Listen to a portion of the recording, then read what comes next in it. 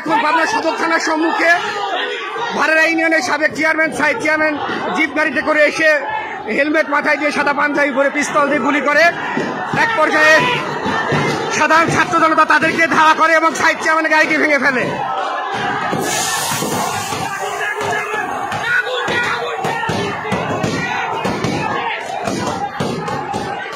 আমরা lab aid হসপিটালের সামনে থানার সম্মুখে, সদর থানার সম্মুখে।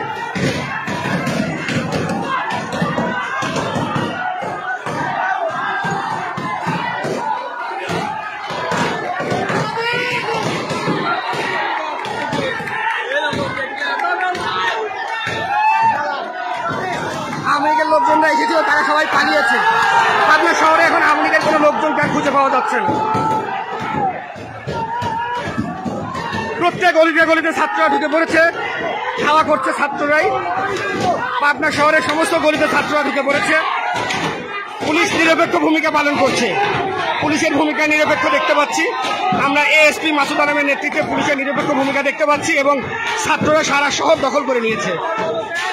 আওয়ামী লীগের লোকজন ককটেল ফুটায় এবং পিস্তল দিয়ে গুলি করে, পরবর্তীতে তারা পালিয়ে যেতে বাধ্য হয়।